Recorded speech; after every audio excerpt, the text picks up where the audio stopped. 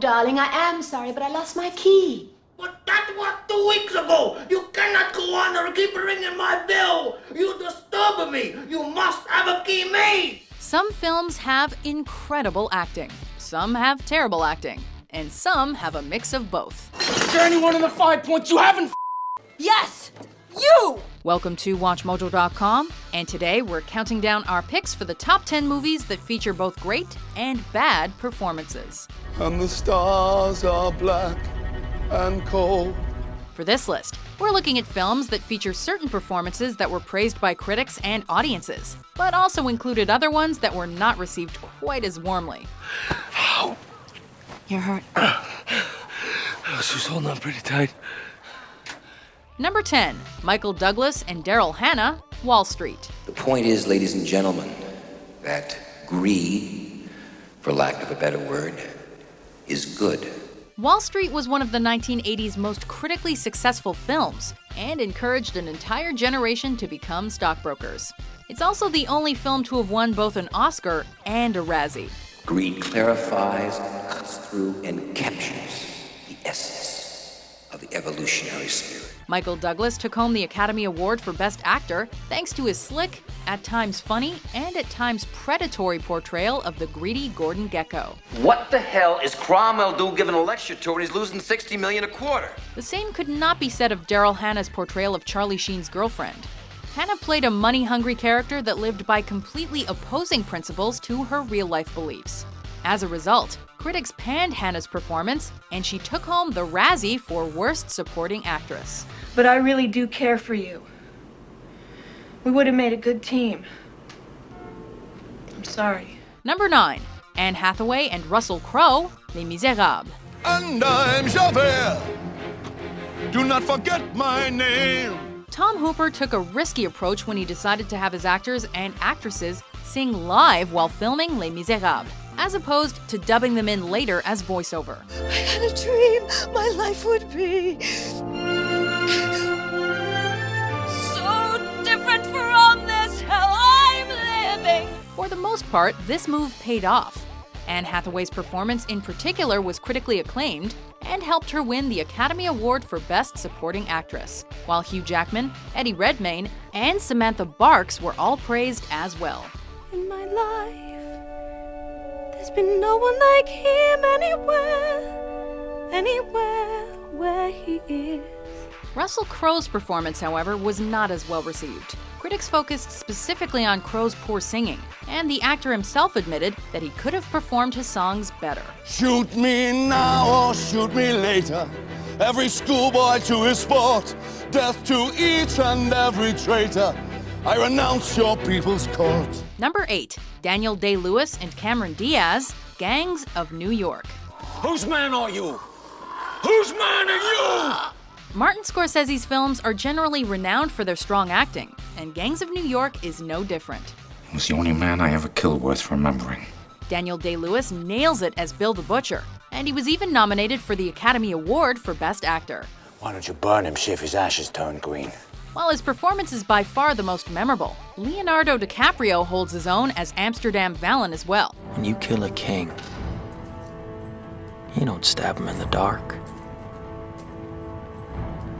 You kill him where the whole court can watch him die. For some unknown reason, however, Scorsese cast Cameron Diaz as the female lead, and Diaz simply does not deliver. Look where you're going, Johnny. You look stunned and poorly, sir. Not only does she struggle with her Irish accent, but her attempt to convince us that she's a street-smart thief falls flat. I was 12 years old. My mother was dead. I was living in a doorway. He took me in. Took care of me. Number 7, the main cast and Katie Holmes, Batman Begins. I never said thank you.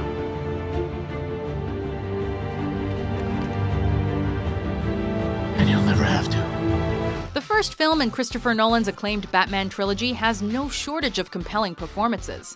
Michael Caine, Gary Oldman, and Morgan Freeman are terrific as assistants to Christian Bale's Batman, while Liam Neeson and Cillian Murphy excel in their villainous roles. You fear your own power?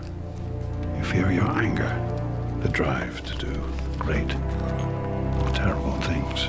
Even Bale is solid as Bruce Wayne, Batman voice notwithstanding. We will. We can bring Gotham back. The one thing the film lacks, however, is a credible love interest. Wait. You could die. At least tell me your name.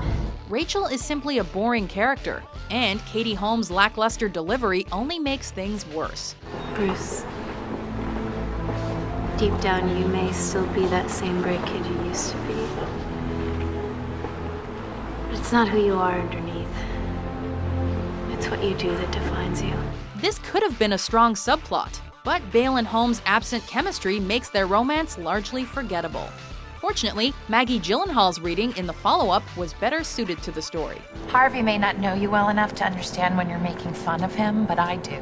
Number 6. Tim Roth and Mark Wahlberg, Planet of the Apes. Everything in the human culture takes place below the waist. There are many reasons this sci-fi flick was a disaster, particularly the confusing twist ending that even the actors didn't understand. Yeah, we're pretty smart.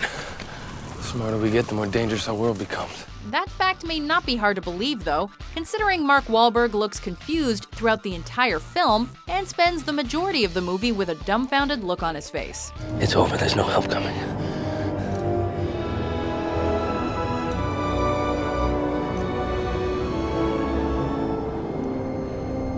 You came. Estella Warren and Charlton Heston are also awful, and both earned Razzies for their troubles. You're not telling me everything. You believe he is not born of this world. One of the film's few bright spots, however, is Tim Roth as General Thade, the main villain and military commander of the Apes, and his fear-provoking, commanding presence. Extremism in defense of apes is no vice, Senator. Your ideas threaten our prosperity. Still, he probably should have taken the role of Severus Snape instead, which he turned down to play the chimpanzee. I can teach you how to bewitch the mind and ensnare the senses. Number 5. Michael Fassbender and January Jones, X-Men First Class. I'm not gonna stop, Shaw. I'm gonna kill him. Do you have it in you to allow that? First Class was a huge financial and critical success, thanks in large part to the performances and bromance of Michael Fassbender and James McAvoy. They'll fear us. And that fear will turn to hatred. Not if we stop a war. Not if we can prevent Shaw. Not if we risk our lives doing so. Critics praised the pair's strong chemistry and suave demeanors. Jennifer Lawrence also holds her own as the shape-shifting Mystique, giving her character a vulnerability that was lacking in the previous films. Darwin's dead, Charles. And we can't even bury him. Not everyone was perfect, however. Critics and fans alike criticized January Jones' performance as Emma Frost as lacking personality. And she wasn't asked to return for the sequel. You can stop trying to read my mind, sugar. You're never going to get anything from me while I'm like this. Jones may look the part, but that's about the only thing she gets right about the character. If that telepath gets inside your head, he won't be as much fun as I am. Number 4. Ewan McGregor and Hayden Christensen, Star Wars Episode 3, Revenge of the Sith. You were the chosen one! Episode 3 is easily the best of the Star Wars prequels, although that isn't saying much. It was said that you would destroy the Sith, not join them! Bring balance to the Force, not leave it in darkness! While many blame him entirely, this was not completely the fault of Hayden Christensen, however, whose performance was once again criticized as whiny and juvenile, and resulted in him earning a second Razzie. I am more powerful than the Chancellor. I can overthrow him. And together, you and I can rule the galaxy. Make things the way we want them to be. Natalie Portman isn't much better, but she wasn't exactly allowed a fair chance with the dreadful dialogue she was given. Anakin, you're breaking my heart. You're going down a path I can't follow. Ewan McGregor continued to shine as Obi-Wan Kenobi, however, and Ian McDiarmid was excellent as the manipulative Darth Sidious, who transitions the Galactic Republic into the evil Empire, and ultimately corrupts Anakin Skywalker. A powerful Sith you will become. Henceforth, You shall be known as Darth Vader. Number 3. Audrey Hepburn and Mickey Rooney, Breakfast at Tiffany's. We're a couple of no-name slobs. We belong to nobody, and nobody belongs to us. We don't even belong to each other. Although Truman Capote hated her in the lead role, Audrey Hepburn's performance as Holly Golightly is easily the most memorable of her career. Hand me my purse, will you, darling? A girl can't read that sort of thing without her lipstick. At once ditzy, charming, and glamorous, setting the stage for many of the roles she would play through the 1960s. As a result, she earned an Academy Award nomination for Best Actress, and her rendition of Moon River helped it earn the Oscar for Best Original Song. We're after the same rainbows and... The nostalgia around this film has caused some people to forget about Mickey Rooney's controversial portrayal of Mr. Yuniyoshi, though. In 30 seconds, I got to call the police! Rooney's performance is downright offensive and makes certain scenes uncomfortable to watch.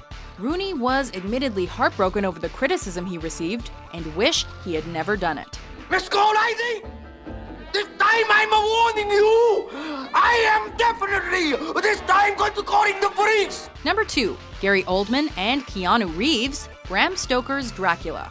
I've seen many strange things already. Bloody wolves chasing me through some blue inferno. Keanu Reeves is no stranger to being singled out as one of the poorest of performers in productions while others succeed around him, as his work in Much Ado About Nothing pales in comparison to several others in the film. If I had my mouth, I would bite. If I had my liberty, I would do my liking. However, he's been criticized as downright awful in Bram Stoker's Dracula. His accent is universally regarded as horrible, and other actors in the film reportedly described Reeves as being, quote, out of his depth. The Count, the way he looked at Mina's picture fills me with dread, as if I have a part to play in a story that is not known to me. Gary Oldman was one of those frustrated actors, which isn't surprising considering how excellent he is as the titular character. Listen to them.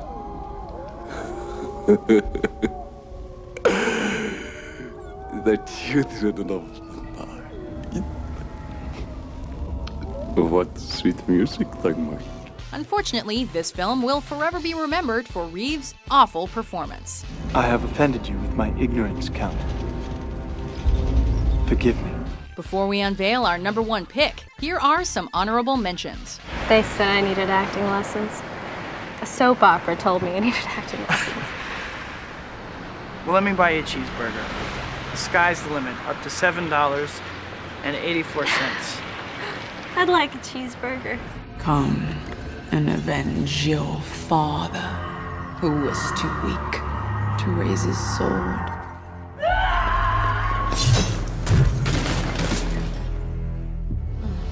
Number 1. Al Pacino and Sofia Coppola, The Godfather Part III. Never hate your enemies.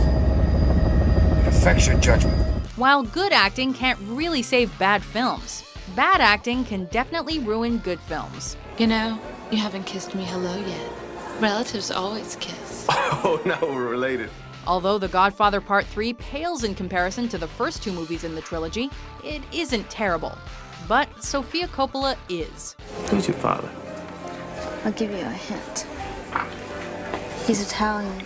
Though he denies this, many asserted that the young Coppola was given the role mainly because she's the daughter of Francis Ford Coppola, the film's director.